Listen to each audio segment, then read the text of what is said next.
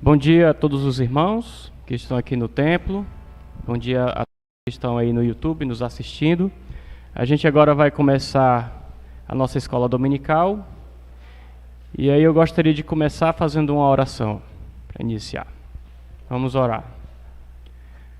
Senhor nosso Deus, nosso Pai, nós queremos agradecer por mais uma vez estarmos aqui reunidos, ó Pai, nessa escola dominical. Peço que o Senhor nos abençoe em tudo que vai acontecer nessa escola, ó Deus, os cânticos e o estudo também, ó Pai. Abençoe aqueles irmãos que não puderam chegar, abençoe aqueles que estão em casa assistindo, ó Deus, abençoe a vida desses irmãos também, e que esse estudo que também será dado logo mais venha de encontrar o crescimento espiritual dos mesmos, ó Deus. Agradecemos por mais esse domingo e nos abençoe em tudo que nós fizermos aqui, ó Deus, que nós viemos a fazer aqui na casa do Senhor, Pai. Em nome de Jesus, amém. A gente vai começar cantando o hino 382.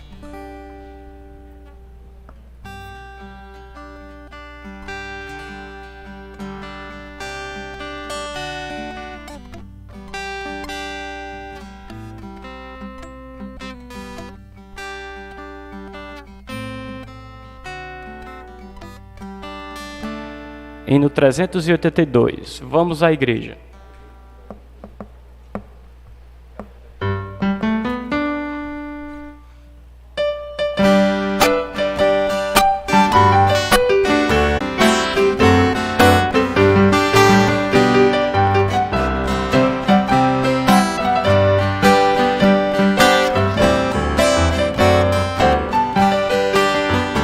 Tenho gozo, alegria celeste quando vou adorar ao Senhor, com os crentes em Cristo na igreja, quando juntos rendemos louvor. Oh, vem, vem, vem, vem, sim, vem a igreja comigo, sim, vamos servir ao Senhor, pois maior alegria não temos do que ter comunhão em amor. Vamos, crentes em Cristo, à igreja, conversar com o nosso bom Deus. E já não temos do que ter comunhão em amor. Com prazer eu aguardo a chegada desse dia do meu Salvador. Nele, pois, a minha alma contente se derrama em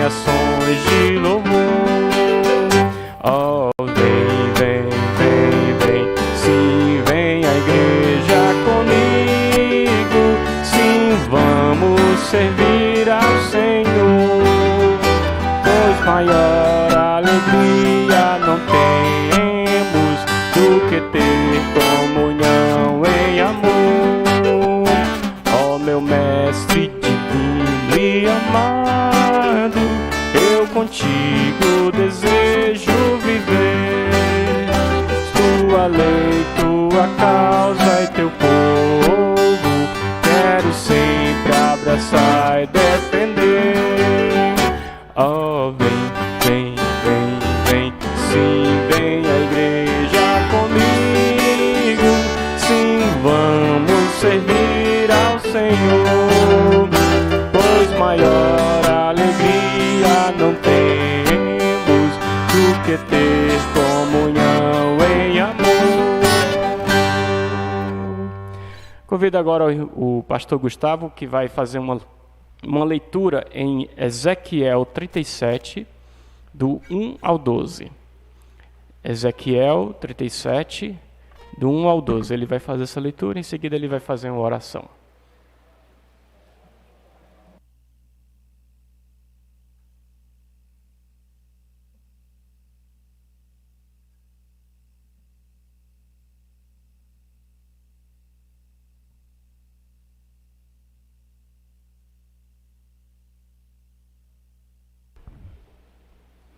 Oi. Ezequiel 37, de 1 a 12. Peço, por favor, aqueles que podem, à medida que forem encontrando, em reverência à palavra de Deus, possam se pôr de pé.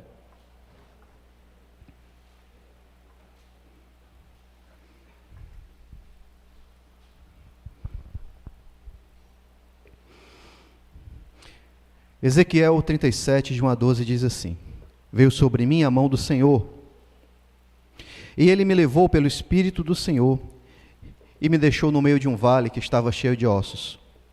Me fez andar ao redor deles. Eram muito numerosos na superfície do vale e estavam sequíssimos. Então me perguntou: Filho do homem, acaso poderão reviver estes ossos? Respondi: Senhor Deus, tu sabes. Disse-me ele: Profetiza esses ossos, e diz-lhes: Ossos secos, ouvi a palavra do Senhor. Assim diz o Senhor Deus a estes ossos: Eis que farei entrar o Espírito em vós e vivereis. Porei tendões sobre vós, farei crescer carne sobre vós estenderei pele, e porei em vós o Espírito e vivereis. E sabereis que eu sou o Senhor. Então profetizei segundo me for ordenado. Enquanto eu profetizava, houve um ruído, barulho de ossos que batiam contra ossos e se ajuntavam, cada osso ao seu osso. Olhei, e eis que havia tendões sobre eles, e cresceram carne, e se estendeu a pele sobre eles, mas não havia neles o Espírito. Então ele me disse: Profetiza ao Espírito, profetiza ao Filho do Homem, e diz-lhe: Assim diz o Senhor Deus: Vem dos quatro ventos, ó Espírito, e assopra sobre estes mortos para que vivam. Profetizei como ele me ordenara, e o Espírito entrou neles e viveram. E se puseram em pé um exército sobremodo numeroso. Então me disse: Filho do homem, estes ossos são toda a casa de Israel. Eis que dizem: os nossos ossos se secaram e pereceu a nossa esperança. Estamos de todo exterminados. Portanto, profetiza e diz-lhes: Assim diz o Senhor Deus: Eis que abrirei a vossa sepultura e vos farei sair dela, ó povo meu, e vos trarei a terra de Israel. Obrigado, Senhor, pela tua palavra, pelo conforto, Pai, pelas promessas que temos nela.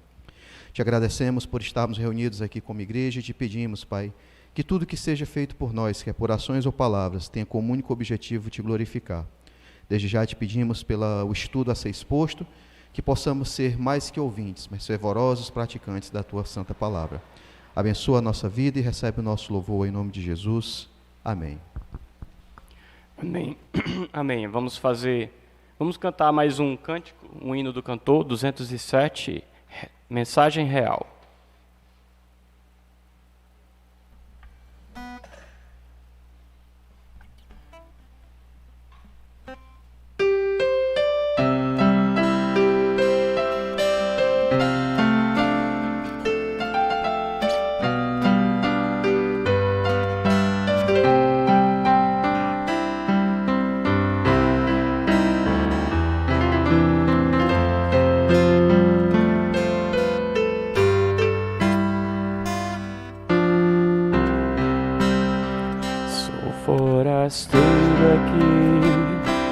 terra estranha estou, no reino lá do céu, embaixador eu sou, meu Rei e Salvador, vos manda em seu amor as boas novas de perdão.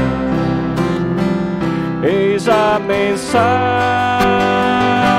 que me deu aquele que por nós morreu. Reconciliai-vos já, é ordem que ele dá.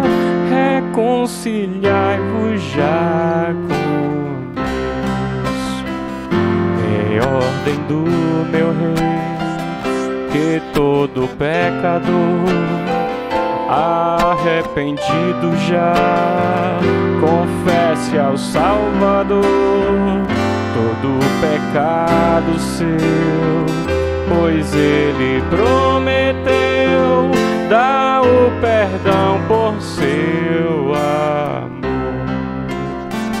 Eis a mensagem que me deu aquele que por nós morreu. Reconciliai-vos já, é ordem que ele dá. Reconciliai-vos já com Deus. No meu eterno lar não há perturbação, eterno gozo e paz, os salvos fruirão, e quem obedecer a Cristo vai viver no reino eterno do meu Rei. Eis a mensagem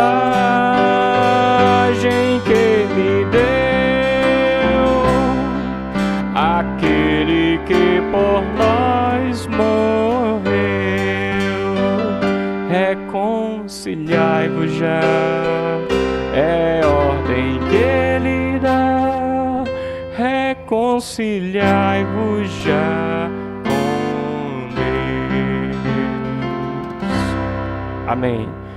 Convido por gentileza o irmão Aleandro para que retire os dízimos e ofertas.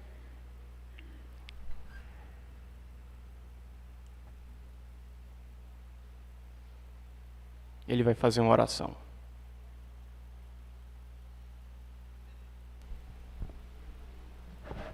Bom dia, irmãos.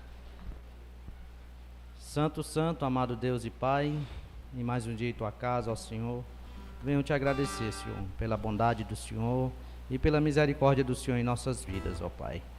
Nos abençoa os que aqui estão, ó Pai. Abençoa também e apressa os passos dos que ainda não chegaram, Senhor. Querido e amado Deus, também te peço, ó Pai, pelas ofertas que irão ser recolhidas para mantimento da tua casa, ó Pai.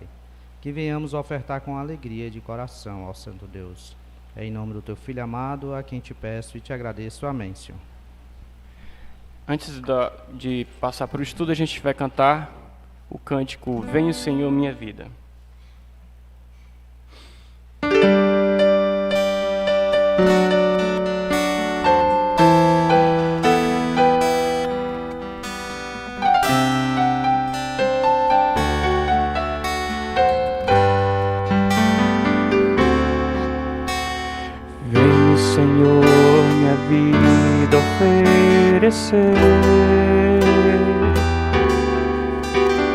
Como oferta de amor e sacrifício,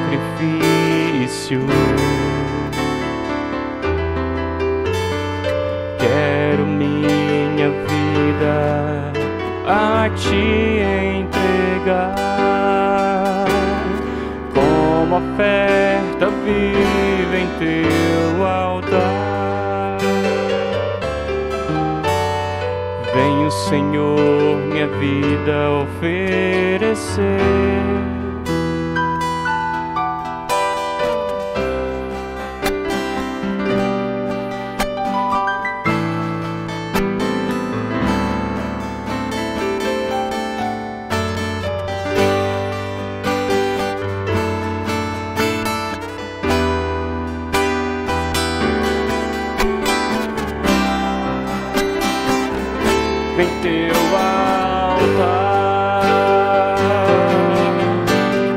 pois pra te adorar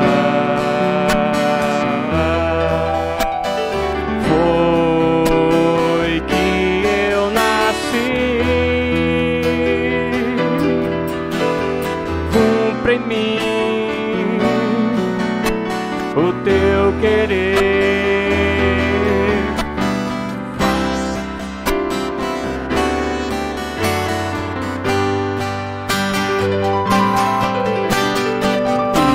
Cada dia eu queira mais e mais estar ao teu lado, Senhor. Pois pra te adorar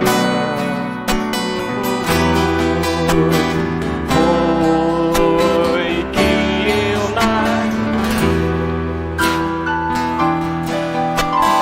Cumpre em mim o teu querer. Faça o que está em teu coração e que a cada dia eu queira mais e mais estar ao teu lado, Senhor. Que a cada dia eu queira estar ao teu lado, estar ao teu lado, estar ao teu lado, Senhor.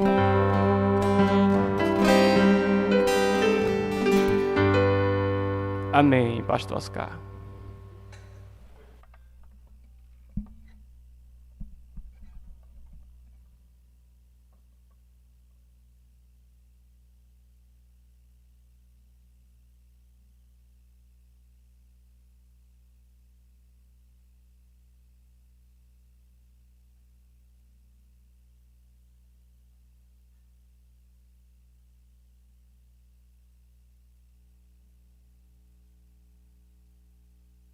Pronto, melhorou, né? Bom dia, meus irmãos. Queria continuar nosso tema na escola dominical. Estamos falando sobre a igreja.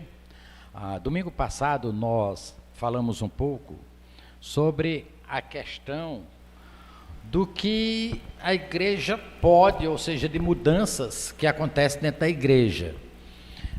Nós falamos que há princípios e questões bíblicas e há princípios e questões que não são bíblicas, mas que podem mudar. Ok, eu ia esquecendo, as crianças podem sair com Lidiane, tá certo? Vamos ter uma aula hoje lá na nossa casa, tá bom? Não vai ser aqui. A aula hoje não será aqui porque as nossas salas estão, mas vai ser lá na nossa casa. Então pode seguir as crianças que querem.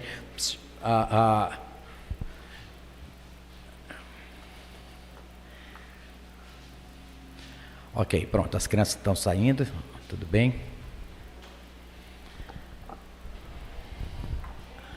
Ok, então como eu ia dizendo, é claro que a igreja ela passa por mudanças, e isso é a coisa mais natural do mundo. Há princípios que são bíblicos que não podem se mexer, mas há necessidades também de mudanças dentro da igreja. Imagina se nós estivéssemos funcionando como a igreja primitiva funcionou há quase 2000 anos atrás. É lógico, nós não vestimos mais aquelas roupas, né?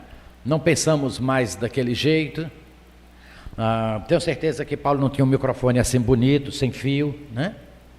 Não tinha. Ele podia até ter um púlpito, mas não bonito igual esse. Então as coisas vão mudando de acordo com o tempo, com a cultura. Então é lógico que a igreja tem que passar por inovações. Contanto, eu falei isso, claro, contanto que essas mudanças, essas inovações, elas não venham a ferir tanto a doutrina quanto os princípios.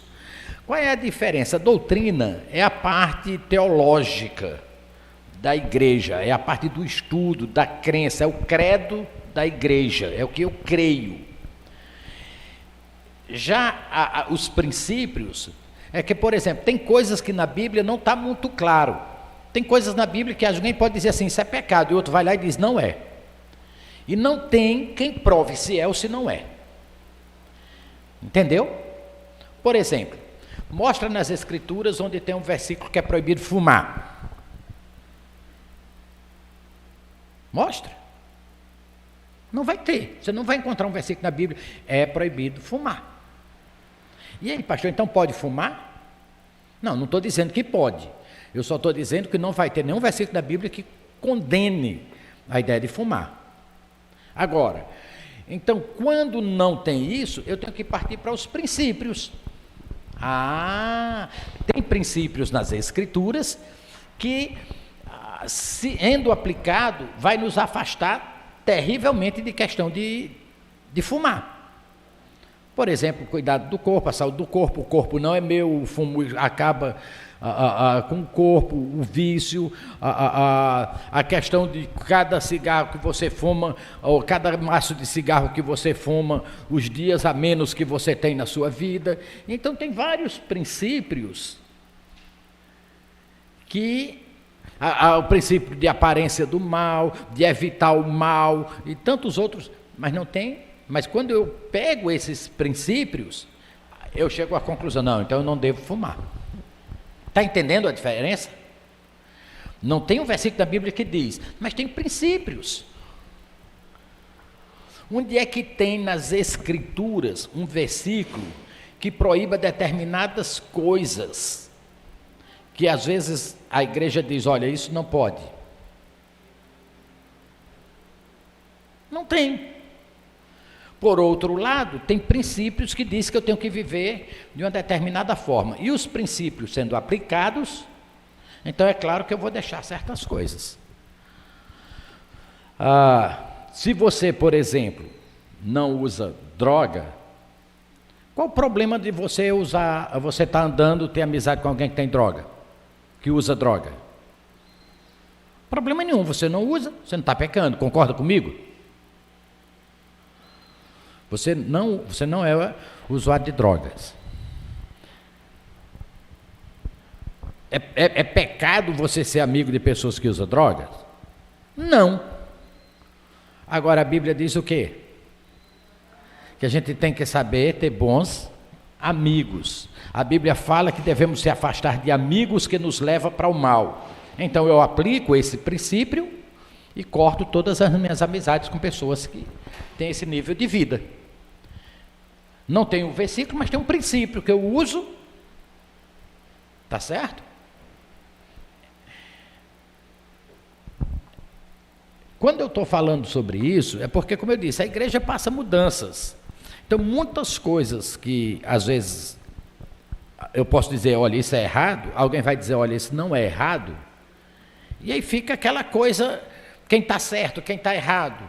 E aí, quer que eu diga?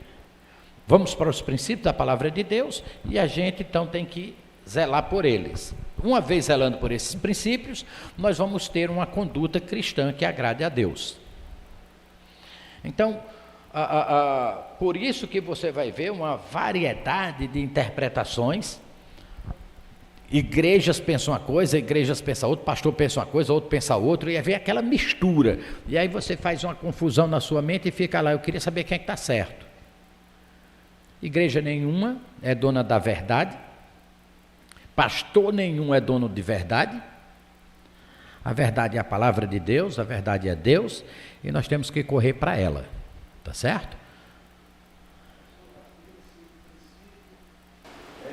Outra analogia, né? Se estende essas coisas que não está escrito na Bíblia, mas se estende e atinge o que está errado, né? É princípio, exatamente. Você coloca um princípio na sua vida. E esses princípios vai lhe poupar, ou vai lhe livrar de determinadas práticas, tá certo? Ok. Eu quero falar hoje falamos domingo passado sobre mudanças que podiam acontecer, que são boas, mesmo sem ser bíblicas. Denominações, por exemplo, é um dos exemplos que eu citei domingo passado. A igreja primitiva não tinha uma denominação.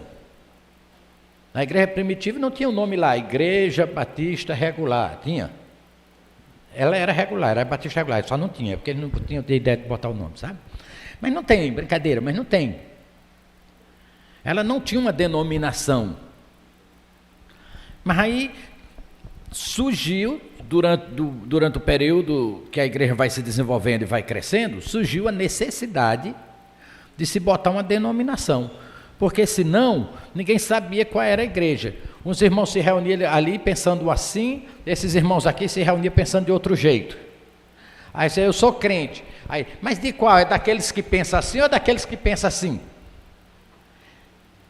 Então, para identificar, aí foi botado, não, é da que pensa assim, é daquela tal. E aí, você vê que as pessoas criticam tanto a questão de denominação, mas você percebe quanto foi importante a mudança da igreja dela ter uma denominação, porque identifica exatamente aquilo que você crê.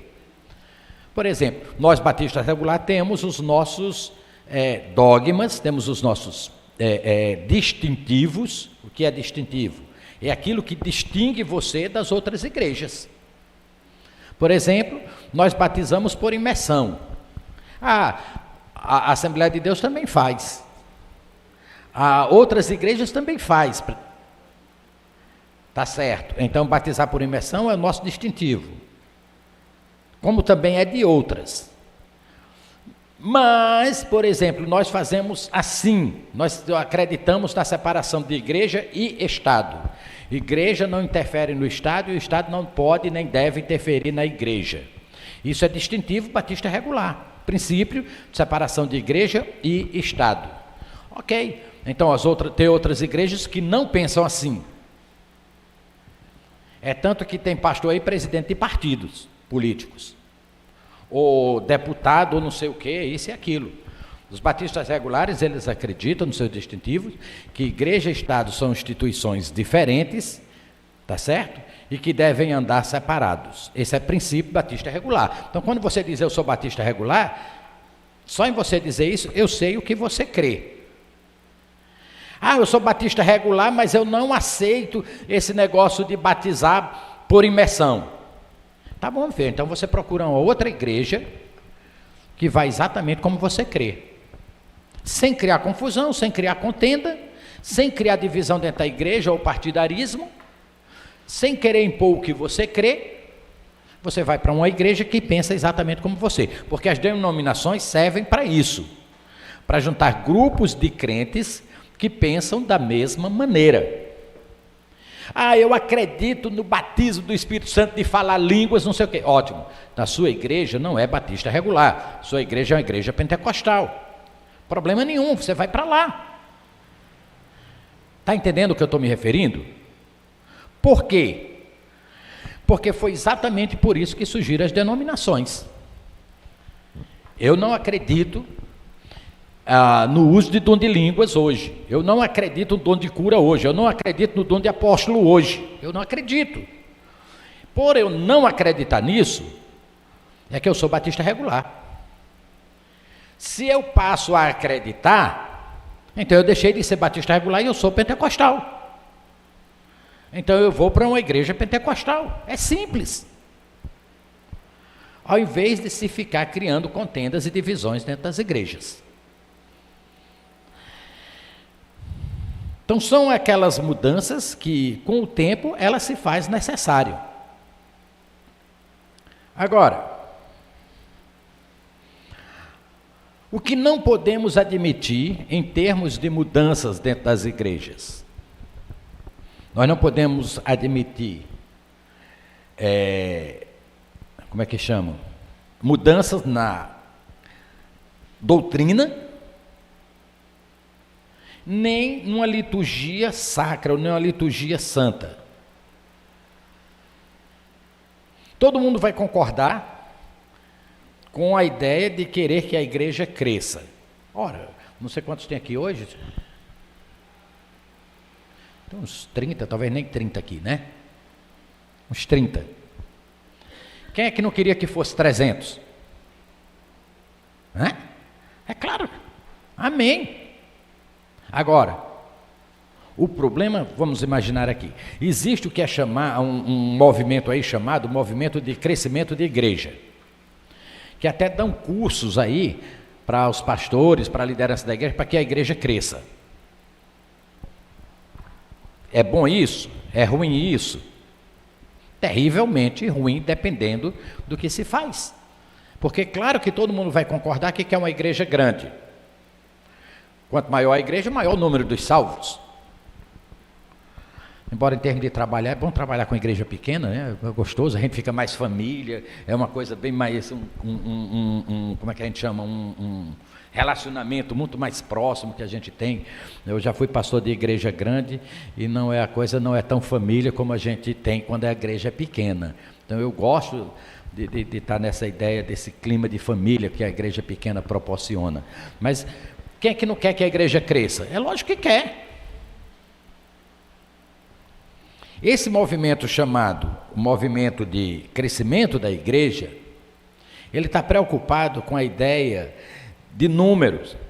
Então vai perguntar o seguinte: o que mais impede hoje que as pessoas venham para a igreja? Por que as pessoas não querem vir para a igreja?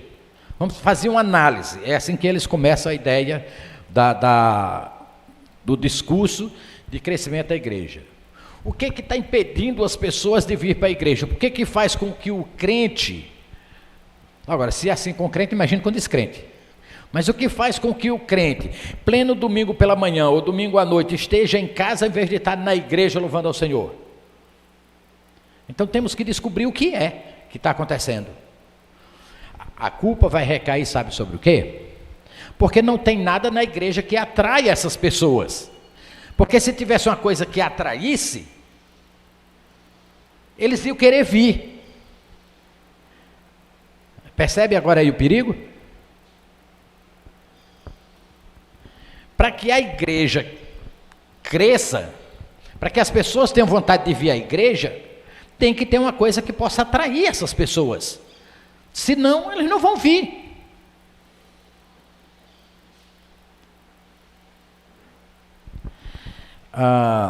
Esse movimento, ele existe mais forte do que vocês pensam. A ideia do movimento chamado crescimento de igreja.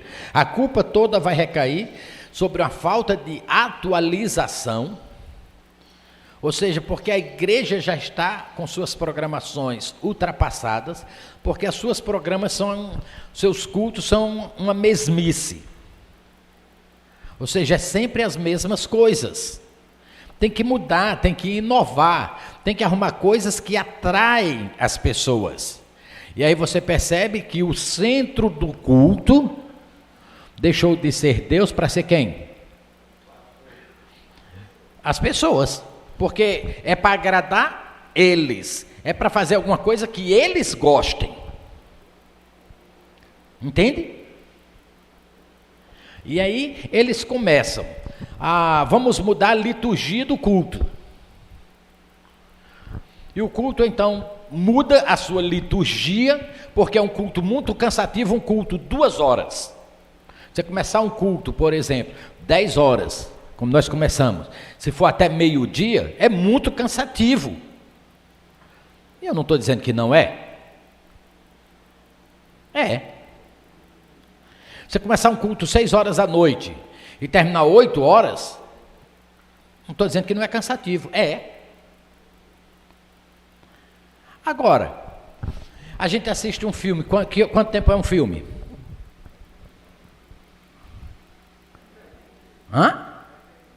Depende do filme, mas não tem filme com menos de 1 hora. Vai assistir a lista de Schindler, que é 3 horas quase, 4 horas, são 2, é incrível. Entende? Você vai assistir uma partida de futebol, e há quanto tempo? Exatamente. praticamente 2 horas, porque tem intervalo e tem acréscimo. É 2 horas. É cansativo, mas você vai para um colégio, você que estuda ainda, 7 horas da manhã, você sai de lá 11. Ou 12. Né? Os maiores já é 12 horas, 12 e pouco. Se você vai trabalhar, você tem que estar pelo menos 8 horas no dia. E não existe uma palestra que você vai assistir em qualquer lugar do mundo que seja menos de 2 horas. Por que que a igreja tem que pagar um preço para ter algo que tem que atrair as pessoas e que para atrair ela tem que ferir a sua liturgia, tem que mudar a sua liturgia? Você percebe que fora as coisas não são feitas para nos agradar. Elas são feitas e você participa se você quer. Mas você quer e você participa. Seu filho chegar, que foi para aula 7 horas da manhã, chegar às 12, pai, eu não vou amanhã para aula não, porque é muito cansativo. Você vai dizer o quê?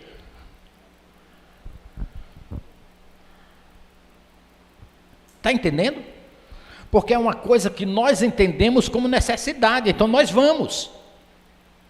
O culto, ele deixou de ser necessidade há muito tempo, para muitas pessoas, para ser simplesmente a ideia de assistência de um culto, de uma programação. É tanto que tira o nome, qual é a programação da igreja, em vez de ser um culto a Deus.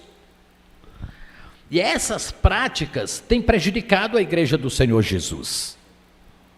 Esse pensamento que nós temos criado, por causa que a sociedade, por causa que esse movimento de crescimento de igrejas tem colocado na nossa cabeça, nós estamos sendo formados nisso, nós estamos deixando que isso entre dentro da igreja e prejudique o próprio desenvolvimento da igreja. E isso tem causado mudanças nas igrejas de forma destruidora. Sim?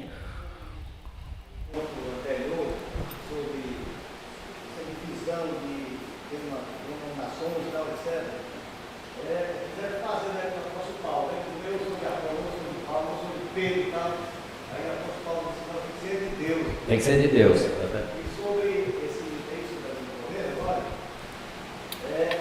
o crente consagrado, que é a palavra de Deus todo dia, e faça amar a palavra de Deus, ter prazer na palavra de Deus, ele, quando chega na igreja, a ouvir a palavra, ele acha que tem até curto, de 1h30 e tal, 1 hora, mas ele vai com o coração desprendido para poder receber mais mensagens, mais informações, mais aprendizados. Então, o crente tem que se consagrar e amar a palavra de Deus, ter prazer na palavra de Deus, tudo é muito curto quando chega na igreja. Tem que entender, porque a questão é o seguinte: o culto não é para agradar você. O culto não tem que ser uma coisa atrativa. Para os crentes, não. O culto não tem que ser aquela coisa que você está lá e você se sente bem, se sente no nirvana, né? Lá, todo... Não é. O culto não é para você se sentir bem. Não é para estar agradável. Também não estou dizendo que é para estar desconfortável, não é nisso que eu estou me referindo. Eu estou me referindo à questão de você vem para um culto, para uma adoração, para se derramar diante do Senhor. Então, para aqueles que têm o prazer de se derramar diante do Senhor, de estar no seu altar de adoração, de estar no seu louvor, de estar aprendendo a sua palavra, aquele que tem prazer nisso, ele não vai estar por questão de tempo, se o culto é 1 hora, se é 2 horas. Ah, mas eu tenho afazeres. Sim, todo mundo tem. Lembra, citamos recentemente numa mensagem sobre reavivamento, que quando Esdras leu a palavra de Deus, lá em Neemias capítulo 8, se não me engano, Disse que tinha um púlpito de madeira, tinha um pessoal aqui, parecia as igrejas antigamente. Eu gosto disso, né? Tinha aquelas cadeiras aqui, o pessoal sentava aqui, diáconos e tudo, sentava aqui do lado dos pastores. Era coisa gostosa. E lá tinha essa mesma prática. E ele disse que leram as escrituras desde alva até meio-dia. Houve reclamação porque demoraram demais, que estava cansativo, o sol estava quente na cabeça. Não, no outro dia eles foram lá e pediram: ei, vamos fazer de novo? Era algo que dá prazer. Se dá prazer, você não vai ficar preocupado com o tempo, você quer. Mas que a pessoa, quando vai nesse sentido aí, com essa ideia de adorar a Deus, de agradar a Deus, até sai altamente satisfeito também. Não, o prazer, não vou dizer que não tem. Quando eu digo que não é para agradar, é porque não é uma coisa para seu prazer.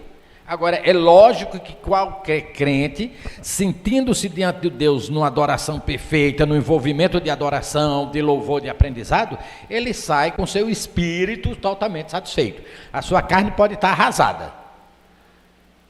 Está entendendo? Sua carne pode estar arrasada, mas seu espírito vai sair pulando. Ou seja, quando eu digo que não é por prazer, não é por prazer no sentido do que, essas cadeiras não são tão boas, então não quero, isso aqui é muito ruim, então é bom a gente terminar o culto mais cedo. É esse tipo de coisa que, estou dizendo, o agrado pessoal, é nesse sentido. Mas é claro que você vai se sentir altamente satisfeito, prazeroso pelo culto prestado. Ok, a adoração moderna, ela é planejada para atrair pessoas nesses movimentos, nessas igrejas. A adoração não é para Deus, é para atrair pessoas. Por isso, muitas igrejas estão usando hoje a mesma tática que as casas de shows usam. Tá certo? Aquela questão de luzes, até gelo seco, aquela fumaça, artistas se apresentando num palco, em vez de ser dirigentes levando a igreja a uma adoração, a um louvor. Então são artistas se apresentando, pessoas assistindo o show, em vez de estar numa adoração. Ou seja, tudo é apresentado, é planejado para atrair pessoas, ou seja, os consumidores, a música contemporânea, ou seja, a música moderna hoje, é uma música que deixa você bem da vida, né? Não canta mais eu perdido pecador, longe do meu Jesus, me achava sem vigor. É pelo contrário, né? Eu já disse aqui, os crentes ficam tudo diabéticos, minha vida é sabor de mel, Ou seja, é uma coisa boa para você, é uma coisa que tem que ser assim, que eu me sinta bem. Você não é tão mal, ou seja, Deus vai lhe restituir bênçãos na sua vida, Deus vai fazer, a música faz com que aí a pessoa se sente bem. Então até a música contemporânea que nós usamos hoje, temos que tomar cuidado, que ela deixa de ser uma adoração ou exaltação a Deus, para levar ao povo que está assistindo o culto, uma ideia ou uma sensação, pelo menos na mente, psicológico vai sendo trabalhado, que ele vai vencer tudo, que a promessa de Deus vai ser cumprida na vida dele, que Deus vai fazer milagre, e as pessoas começam a se sentir bem pela forma como é trabalhado o culto, e aí as pessoas então começam a encher as igrejas exatamente por causa disso.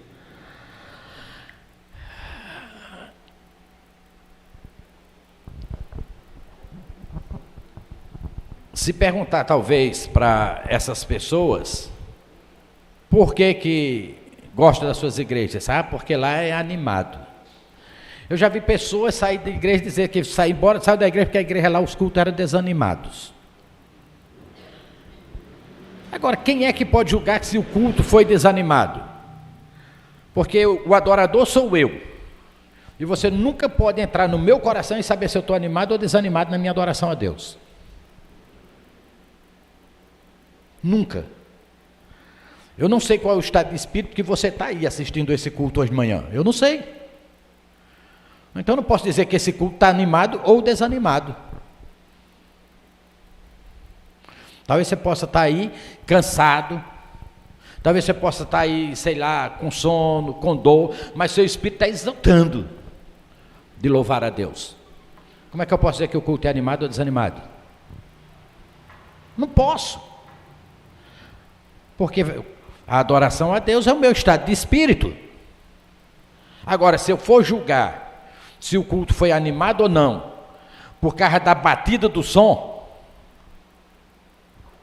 da altura que a gente está cantando a Deus, ou dos gritos de aleluia, ou dos rebolados que é dado, aí eu estou julgando puramente o quê? Um culto que está mexendo com as pessoas, está agradando as pessoas. Se o que vai dizer que o culto é animado é a altura do som, a gente pode botar, aí tem som aqui para estourar aí. Os violões, pelo contrário, quando o som aqui está um pouquinho alto, os meninos do som sofrem comigo, que eu já vou ficar ali, ó, sem vocês me verem fazendo assim, baixa, né? Outra vez eu estava ouvindo lá de casa, quando eu vi lá de casa, vixe, está muito alto. Quando eu cheguei aqui na igreja, eu falei, baixa, baixa, eu não quero que os vizinhos escutem. Porque o nosso som é para vocês, vocês estão aqui para adorar a Deus. Vocês têm que ouvir a mensagem de Deus, vocês vieram aqui para adorar a Deus.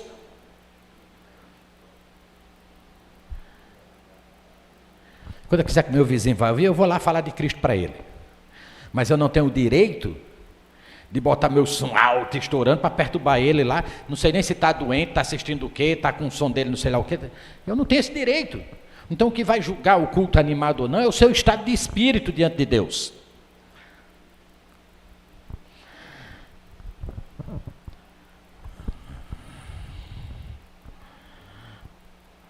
Atualmente, poucas pessoas estão dispostas a usarem a ideia do espírito na adoração. E tem usado muito a ideia do bem-estar e do corpo. Então temos que ficar preocupados com esse tipo de adoração. A atitude é muito mais o seguinte, que está faltando dentro da igreja: atitude individual, espiritual, atitude de quebrantamento, para sabermos como chegar diante de Deus, diante do altar de Deus e cultuar a Deus, do que animação dentro da igreja. Hoje se tem muito mais animadores de palco do que pastores. Porque é uma necessidade muito grande animar a plateia, para que eles queiram ouvir domingo de novo. Se Deus não for a motivação do seu louvor, se Deus não for a motivação do seu culto, se Deus não for a motivação da sua adoração, está errado. Não é o som que vai motivar, não é a programação da igreja que vai animar. É o seu estado de espírito diante de Deus.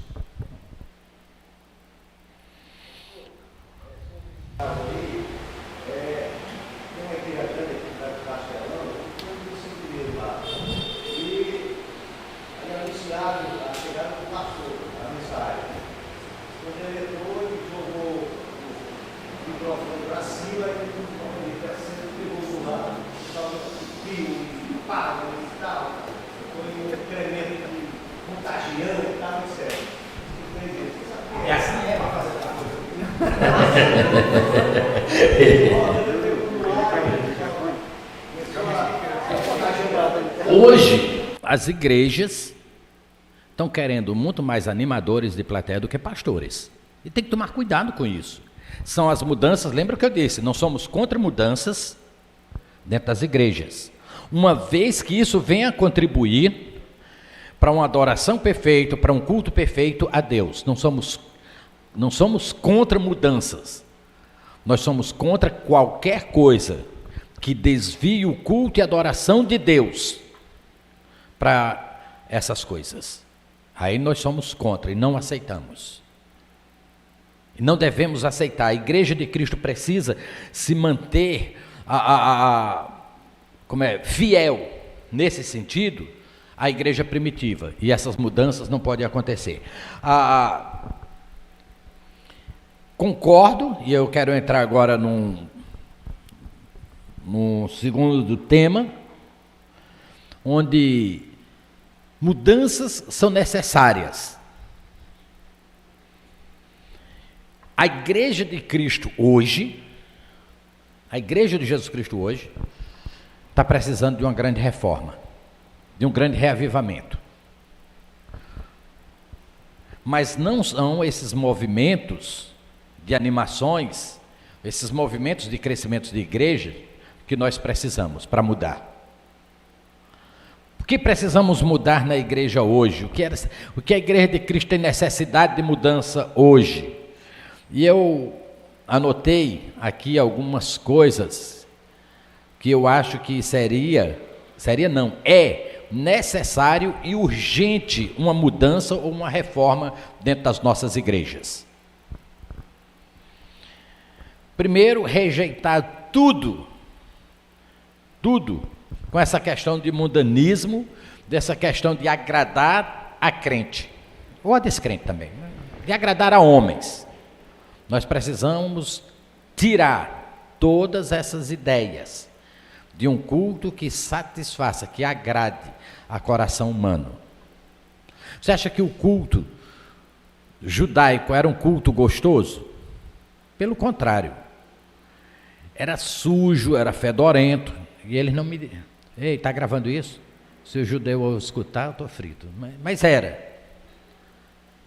Porque ele pegava o seguinte, imagina, sabe, eu até falei isso aqui quando eu falei sobre holocaustos, quando eu estava falando sobre sacrifícios e tudo. Imagina o tabernáculo, quando eles traziam animais, sabe quantos sacrifícios eram feitos por dia lá no tabernáculo? Pois é. Sabe quantos sacrifícios eram feitos por dia? Sabe como é feito o sacrifício? Pega um animal, mata, derrama o sangue. Então os sacerdotes, a gente vê aquele sacerdote tudo bonitinho, com a roupinha tudo branquinha, que a gente vê, enfim, aquela coisinha bonitinha. Vai se enganando com esse tipo de coisa assim, que não era não. Ninguém mata o animal, pega sangue, espera sangue, tira gordura de animal, leva para um altar e está com a roupinha branquinha, parece aqueles caras que... parece... comercial do sabão Omo, né? Tudo bem branquinho, tudo alvejante. Não era, gente. Você sabe onde é que escorria aquele sangue daqueles animais? Sabe o dia todinho com isso, um mosqueiro que tinha lá? Você está pensando, gente? Isso não era nada agradável. Tá certo? Era um culto o quê? Necessário. E alguém podia até dizer assim, eu não vou lá, aquele cheiro reipor de carne. E tinha, gente. Entendeu?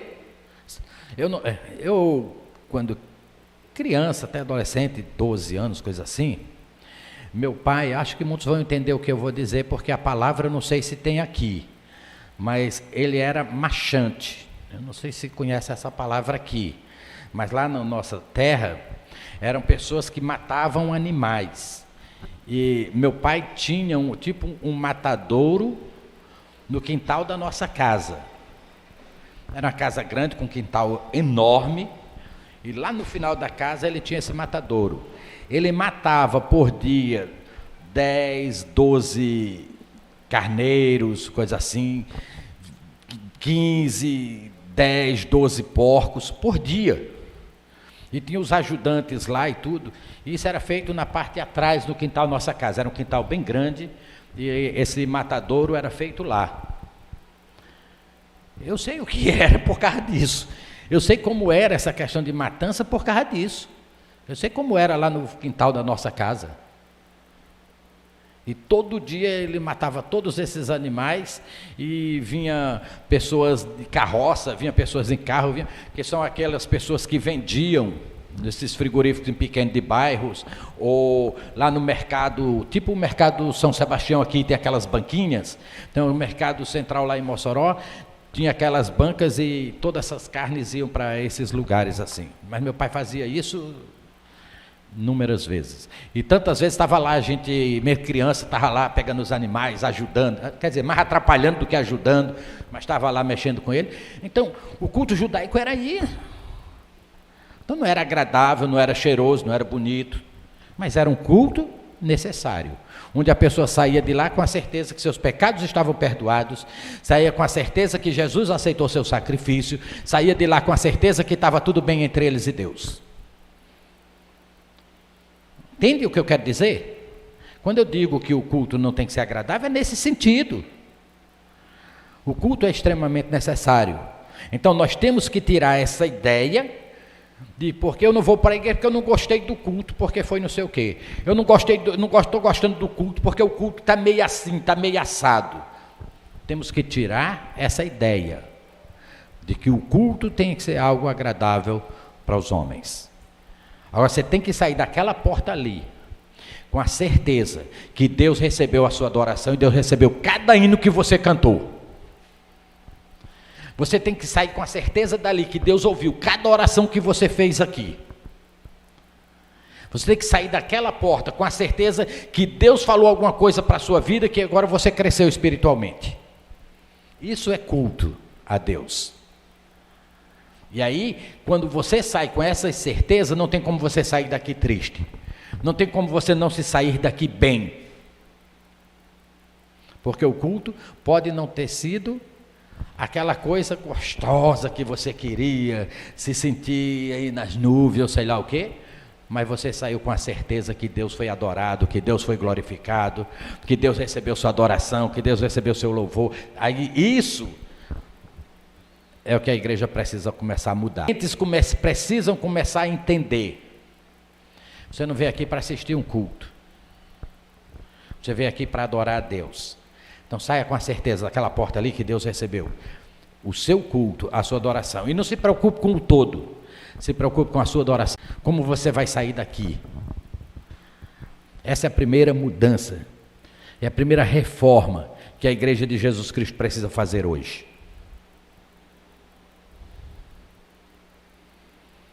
Nós não precisamos de atrações, precisamos de pessoas quebrantadas para adorar a Deus.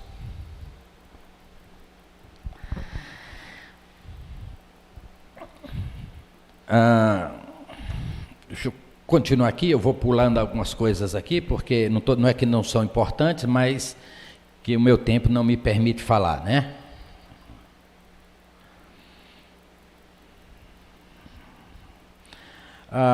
Durante o período da igreja cristã, aconteceu umas coisas bem interessantes. Logo no segundo século, aliás, no primeiro século, você percebe que a igreja já vinha com algumas mudanças que não eram tão boas. Você vê lá em 1 Tessalonicenses, Paulo, aliás, 2 Tessalonicenses, Paulo falando para os irmãos, explicando coisas que alguém estava ensinando errado, e Paulo disse, olha, não creia assim, não é assim. Especialmente sobre a volta de Cristo, e dizendo que Jesus Cristo já tinha voltado. 1 Tessalonicenses capítulo 2, Paulo diz assim, não pense assim, não, de jeito nenhum. A igreja vai ser arrebatada assim e tal, mas Cristo vai voltar sim, mas não antes que aconteça o espírito de apostasia e que seja revelado o filho da perdição. Então Paulo vai explicar coisas, porque já estavam ensinando errado para a igreja. 1 Coríntios capítulo 11, Paulo está dizendo, olha, essa ceia que vocês estão celebrando aí, isso não tem nada a ver com a ceia de Jesus Cristo. Isso aí não, o que vocês estão fazendo tem nada a ver. Ou seja, a igreja já estava com práticas que não eram aceitas. Agora, isso era ainda coisas pequenas.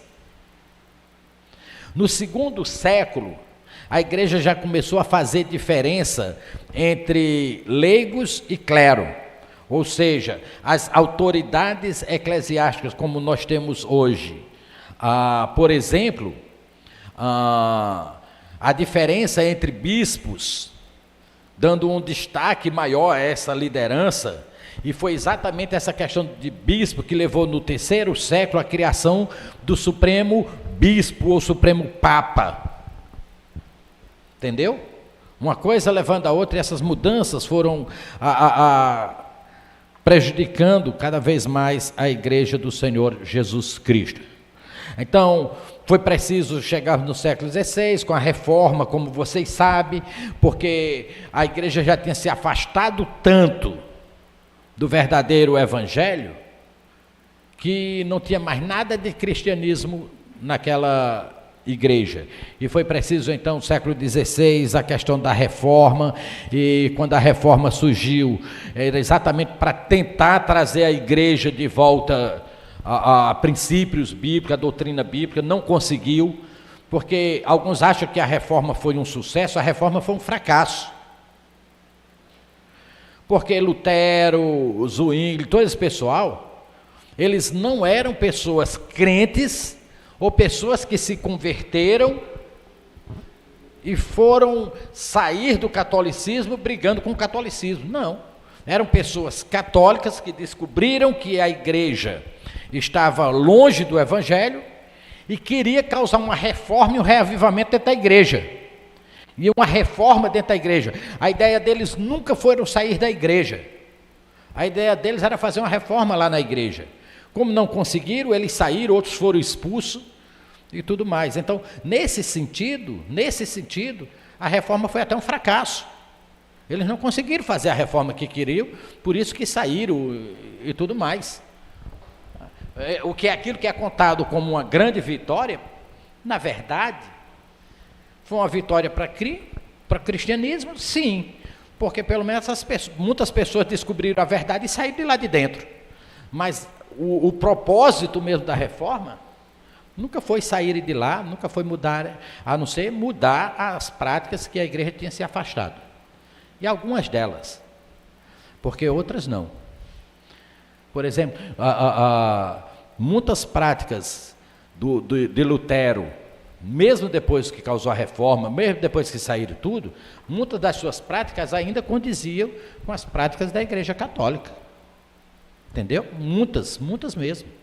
Outras não, houve muitas mudanças, lógico. Mas para que haja uma verdadeira reforma, nós precisamos descobrir quem somos e o que queremos diante de Deus. É uma questão de entender, eu sou crente, e o que eu vou fazer dentro da igreja? Quando vocês saíram de casa, muitos talvez, eu não estou aqui particularizando nenhum de vocês, então eu estou falando de forma geral, então depois não vão ficar com raiva de mim. Mas muitas pessoas vêm para a igreja no domingo de manhã porque já é questão de costume. Só porque é questão já de costume. Sabia disso? Muitas pessoas vêm para a igreja no culto domingo à noite, porque já foram acostumados a isso, e eles vão, porque se não vier, sente falta. É igual aquela mulher que gosta de ir lá para a casa da vizinha toda tarde para tomar um chazinho. No dia que ela não for, ela vai sentir falta. Sente. Por quê? Porque é uma questão de costume. E onde é que adorar a Deus é isso? Porque fica só um ritual, fica só aquela coisa seca. Por isso tem crentes que entram na igreja, vem, entra e sai e não muda suas vidas. Não são tocados pela palavra de Deus, porque não vieram com a mente e o coração aberto para receber a palavra. Vieram porque vieram para o encontro, vieram porque vieram a se confraternizar, vieram porque sentem falta dos irmãos e gostam de estar na companhia dos irmãos e querem isso. Igreja não é lugar disso. Por isso que eu sou plenamente a favor e gosto de fazer aqueles encontros, de passeios. Eu gosto desse tipo um koinonia. Estou sentindo falta terrível do koinonia. E esse ano eu tinha planejado que ia ter um koinonia tão gostoso, né? É necessário isso? É. É importante isso? É. Mas o culto não é para isso. É para adorar a Deus. É para você sair de casa com a mente e o coração aberto. O que Deus vai falar para mim hoje? Eu estou ansioso. Eu estou esperando, eu quero ouvir o que Deus tem que falar para mim hoje através da mensagem do pastor. Eu quero o que Deus vai falar para mim hoje, o que eu tenho que aprender de novo hoje da palavra de Deus. Isso é culto, irmãos. A palavra de Deus precisa ser redescoberta nas nossas vidas. Nós precisamos voltar a um amor pela palavra de Deus. Eu já vi pessoas sair do culto e dizer assim: o pastor hoje falou só besteira. Eu tenho certeza que eu não fui o único a ouvir isso. Será que o pastor falou besteira ou você estava lá tão frio, de uma forma tão sem conexão com aquele culto, com aquela adoração, que o que o pastor falou tanto faz como... Entende? Será que o seu estado de espírito foi que impediu você de ouvir o que Deus tinha para dizer?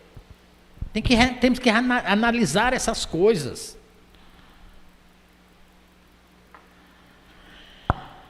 Eu disse que nós íamos estudar durante esse período sobre a igreja, mas como eu disse, eu não quero pegar aquela parte de igreja teológica, aquela parte da igreja, doutrina da igreja local, mas eu queria pegar coisas práticas do nosso dia a dia.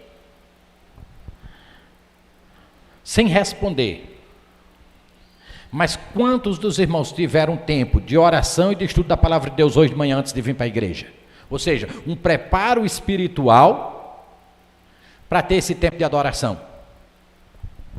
Não precisa me responder, porque é uma pergunta que eu acho que é importante você responder para você. Então você pode ter vindo para o culto sem um preparo. Você pode ter vindo para esse culto... tem gente que está lá brigando com o marido, brigando com a mulher, grita com o filho, aquela coisa toda, e fecha uma roupa e agora eu vou para o culto. Pronto, esfriar minha cabeça. Que preparo espiritual nós estamos tendo para entrar na presença de Deus em adoração? São coisas que precisam ser mudadas, precisam ser redescobertos. São as mudanças que a igreja de Jesus Cristo está precisando hoje, para mudarmos. Citando o caso do livro que eu citei, de Neemias capítulo 8, quando Esdras leu o livro, eles estavam mexendo lá no templo, o templo lá, tudo sujo, você sabe, né? Eles foram ajeitar lá o templo e tudo mais, e aí quando eles cuidaram, mexendo, e o que eu achei aqui? O livro da lei de Deus. Estava onde? Perdido. O livro da lei de Deus estava perdido. Como a Bíblia de alguns irmãos. Entende? Nós estamos fazendo da nossa vida, se o culto é adoração e eu sou o adorador, como é que pode ter adoração se o adorador não está preparado para adorar?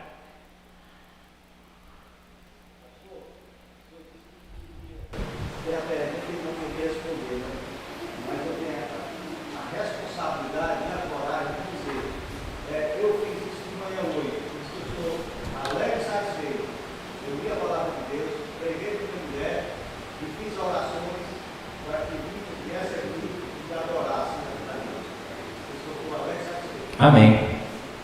Vai ficar igual vocês conhecem a história aqui da velhinha lá que o pastor foi lá com ela e pediu a Bíblia dela e o pastor leu a palavra de Deus para ela e tudo, e o pastor nunca mais visitou e tudo. Um mês e tanto depois, a irmã também não foi na igreja. Um mês e tanto depois, o pastor voltou na casa dela e vai perguntar para aquela senhora lá: a senhora tem lido sua Bíblia? Ah, pastor, eu até gosto de ler, mas eu nunca mais li, pastor, porque Eu perdi meu óculos, está com mais de mês, pastor. Aliás, está com um mês, mais ou menos, desde aquela vez que você veio aqui, pastor. Eu perdi meu óculos, nunca mais eu li minha Bíblia porque perdi meu óculos. Depois vai buscar sua Bíblia, me ler de novo para você. E quando o pastor vai ler, está lá o óculos dentro da Bíblia, né? Então muitos crentes estão fazendo isso. Não lê Bíblia, não... Está igual aquela irmã. Aí a desculpa que não lê porque perdeu o óculos. Não, perdeu o óculos exatamente porque não lê. Então muitos irmãos... Olha, vou dizer, a frase não é minha, mas foi uma das frases mais benditas que eu já ouvi. A internet veio só para provar para os crentes que se eles quiserem, eles têm tempo. Facebook, Instagram, tá certo? WhatsApp, veio para provar que o crente só não lê Bíblia porque não quer. Tempo tem.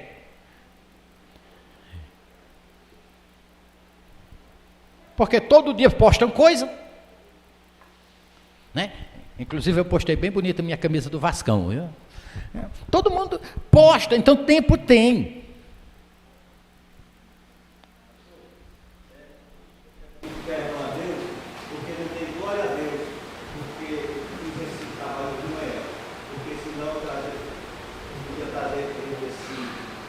Uma arrogância, né? De querer ser mais do que os irmãos sabem.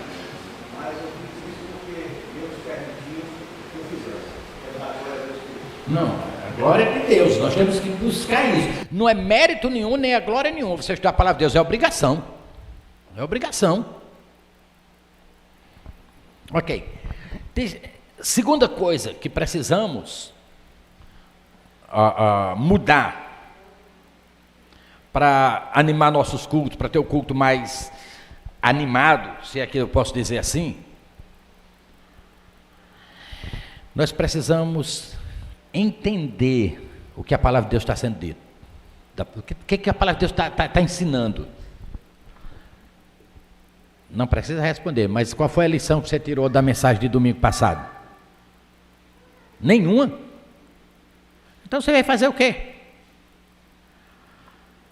A mensagem do domingo passado. Qual foi a lição que você tirou para a sua vida? Da mensagem de hoje de manhã, o que vai mudar na sua vida? Qual é a lição que você está tirando para mudar na sua vida agora, do que você está ouvindo de hoje de manhã? Se isso não tiver, se a palavra de Deus não tiver sendo aliás, se a palavra de Deus não estiver trabalhando na nossa vida e causando essas mudanças, tem alguma coisa errada. Então você precisa, veja que o que a igreja de Deus precisa, não é coisas que atraem os crentes, que atraem o pessoal para a igreja. Na verdade, o que nós estamos precisando é que os crentes comecem a praticar coisas que atraiam Deus para eles. Ou que não afaste Deus da adoração. Quando Israel fazia uma adoração, o tipo de culto, que Deus não se agradava, o que acontecia? Lembra? A glória do Senhor se afastava. A glória do Senhor se afastava. Isso significava que Deus não estava recebendo aquela adoração, que Deus não queria aquilo ali, Deus não estava presente ali. Enquanto a gente está preocupado, querendo atrair pessoas para a igreja, devíamos estar preocupados em fazer coisas que Deus não se afaste dos nossos cultos, das nossas vidas, da nossa adoração.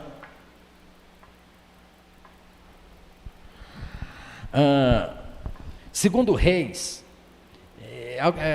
perguntar qual é os versículos que ele leu. Eu estou falando só sobre a igreja, como eu estou falando pontos do dia a dia, eu tenho usado poucos versículos, tá certo? Mas vai ter horas que a gente vai usar muitos versículos, mas é porque é um estudo só, acho que tem umas 8, 10 aulas, eu não gosto de dizer, porque às vezes 8 para mim se transforma em 15, aí eu não gosto de dizer quantas aulas são, mas, então, no estudo como um todo, tem vários versículos soltos, e aí às vezes eu posso falar uma aula todinha e não ter, porque é uma aula só, então não é uma aula todo domingo, é uma aula só, desde o começo até... Mas eu queria que alguém lesse para mim, vamos ler 2 versículos, 2 Reis, capítulo 22, 2 Reis, capítulo 22. E alguém lê para mim o versículo 8. E depois outra pessoa lê o versículo 13, do mesmo capítulo.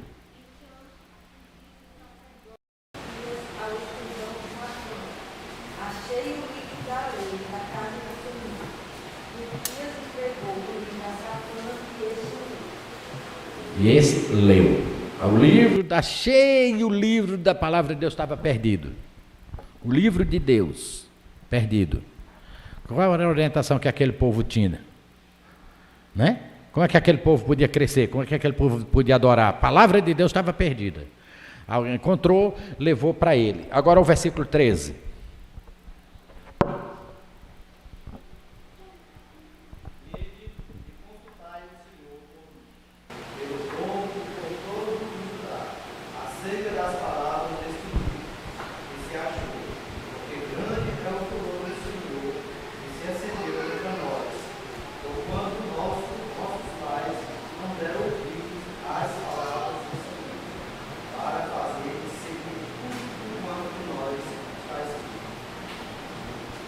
Uma coisa era interessante, a palavra de Deus já estava perdida, ou seja, eles não sabiam nem onde estava a Bíblia.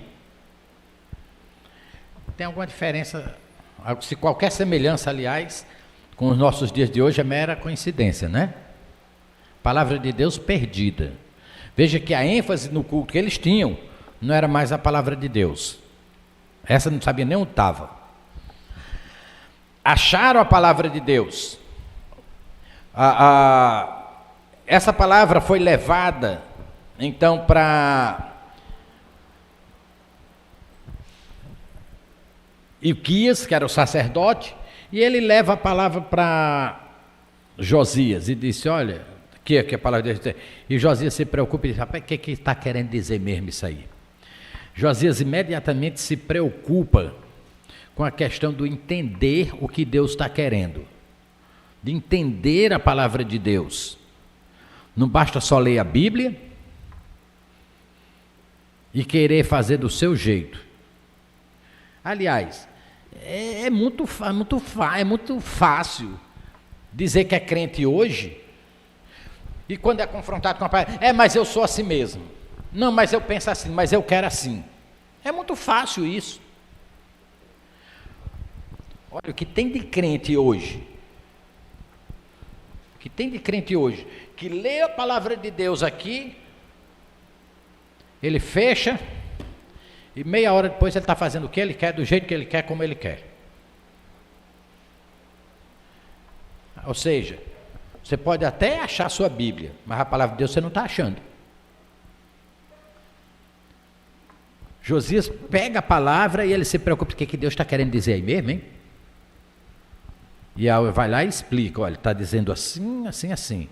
Aí diz, opa, então vamos mudar isso aqui. Opa, então a coisa é séria. Olha, Deus está dizendo isso. Puxa, é mesmo? Então a gente precisa mudar. Então é para a gente dar um jeito. Ou seja, a palavra de Deus é o que muda nossas vidas. Essa é a primeira mudança que a igreja precisa fazer hoje, se quiser crescer, se quiser ser forte, se quiser ser animado. Não é botar um animador de palco aqui, de picadeiro, porque se fosse isso era melhor vocês ir para o circo. É muito mais gostoso. No sentido humano, se é coisa que agrada, eu não sei vocês, sei se vocês gostam de circo. Eu gosto de espetáculo, eu gosto. Às vezes quando chega um circo grande aqui na cidade e tudo, aí eu fico lá, opa, eu acho que eu vou assistir. Tá vendo? Espero não estar escandalizando ninguém, né? Eu gosto de assistir espetáculos. Agora, pensa uma coisa. Culto é diferente. Você não veio aqui para rir, você não veio aqui para ouvir palavras bonitas, pelo contrário, você vai encontrar um cara aqui que até fala errado, né? Às vezes eu falo uma palavra, eu olho para a Carla, eu vejo a Carla assim e rindo, já sei que tem alguma coisa errada, disse alguma coisa errada, né? Ou seja, vocês não vieram aqui para me ouvir, eu não tenho essas palavras para dizer, mas você veio daqui para ouvir a palavra de Deus. Então, se foi isso, deixa essa palavra de Deus mexer na sua vida. Deixa essa palavra de Deus transformar você. É a palavra de Deus que nós precisamos. É a palavra de Deus que vai transformar. Agora, vai transformar quando você fizer como Josias fez. Opa, o que Deus está dizendo aí? Deus está dizendo isso. Então pronto, então está dizendo isso, é assim mesmo, vamos mudar. Nós é que estamos errados, eu preciso mudar isso, eu preciso mudar aquilo, eu preciso consertar. Foi isso que fez de Josias um grande reformador nos cultos de Israel. Então, a igreja precisa mudança? Precisa. Mas quando nós falamos a igreja, não estamos falando o culto, a liturgia, estamos falando eu e você, porque nós somos a igreja. Quer um culto animado? Venha com o espírito renovado hoje à noite, né? Renovado no bom sentido. Venha renovado aqui, falando língua, gritando. Mas venha com o espírito renovado, com o espírito para se derramar diante de Deus. Venha com o espírito pronto para ouvir. Eu quero ouvir o que Deus tem para me dizer. E aceita a palavra de Deus, a mensagem que está sendo pregada, como uma mensagem de Deus para a sua vida. E deixa o Espírito Santo de Deus assim, porque você vai ver como você teve um culto animado, você teve um culto gostoso, você vai ver que você teve um culto que foi diferente e que você vai sair feliz. Não importa se o pregador pregou demais. Né? Eu já relevei tanto puxão de orelha porque diz que eu prego muito, e eu nem prego tanto. Mas a ideia é o seguinte, irmãos, a igreja é animada quando os crentes são animados, a igreja é forte quando o crente for forte, a igreja é santa quando os crentes forem santos, porque os crentes são a igreja de Deus. E o culto a Deus é uma verdadeira adoração quando eu me tornar um verdadeiro adorador. Que Deus nos abençoe. Continuaremos, se Deus quiser, no próximo domingo, né? Ou não. Eu estava brincando com os meninos que trabalham aqui. Ontem era dia de pagamento, tinha que pagar eles, né? Aí eu disse assim, tomara que Cristo chegue logo, que aí pelo menos não preciso pagar vocês, eu vou embora e te vira. O problema aí é de vocês, não é meu. Aí o Caio estava aqui, Caio brincou e disse, pastor, mas não esqueça que eu vou também, viu? Mas não acredito que você vai ter coragem de me cobrar lá. Então, quem sabe domingo, se Deus quiser, entraremos, ou não, né? Quem sabe Cristo vai voltar. A gente nem precisa ter aula de domingo, mas Deus permitir, domingo, continuaremos com o nosso tema sobre o que precisamos mudar. Primeiro, nossa atitude com a palavra de Deus. Tem outras coisas que eu creio que nós precisamos reformar, e eu vou falar sobre isso, se Deus quiser, no próximo domingo. Algumas coisas que a gente precisa mudar, para mudar nossos cultos, tá bom? Alguma pergunta, algum comentário? Quem falou? Aqui, pastor Gustavo. Só uma observação, porque assim, não que eu não me preocupo com a liturgia, mas eu tenho me preocupado muito com o que sai dos púlpitos, né? E eu sei que os compositores de reggae, eles costumam dizer que eles fumam alguma coisa para poder melhorar as ideias. Mas sai cada coisa dos púlpitos que às vezes me fico perguntando o que esse pessoal anda tomando. Por exemplo, a Casa de Praia de Jesus. Outro chegou ao ponto de dizer que nós somos o sêmen de Deus. E o que me preocupa é porque assim, as pessoas, aí claro, né, a gente também tem que levar em conta que as pessoas que estão indo para essas igrejas, eles não estão preocupados em examinar como os bereanos o que está sendo dito. Simplesmente eles engolem porque são coisas que faz bem para eles. Eu não sei você ser chamado de sêmen de Deus, isso que faz bem.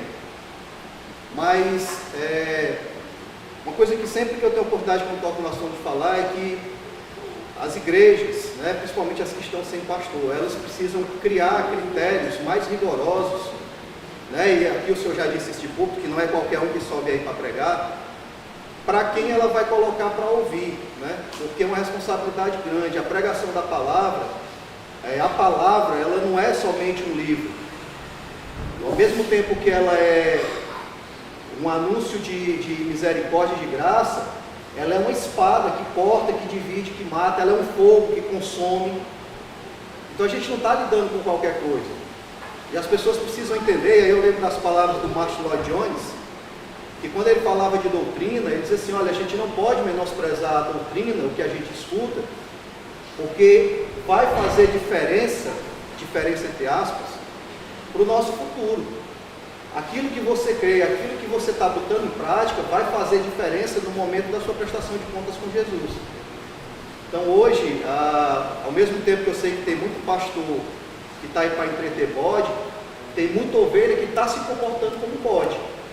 Então assim, a gente não é chato, né? Não é chato quando faz uma observação crítica a determinados pastores que contam mais piada do que pregam. A gente só está preocupado com o tipo de conversão que a gente vai ter no nosso meio. E assim, as pessoas hoje são mais convencidas do que convertidas. Elas estão mais à procura da bênção de Deus do que propriamente pelo Deus da bênção. E tudo isso é fruto não só da liturgia, mas daquilo que elas estão ouvindo do púlpito. Ok, pastor. Infelizmente, é aquilo que eu disse. Hoje tem igreja para todo gosto. Agora, se você quer...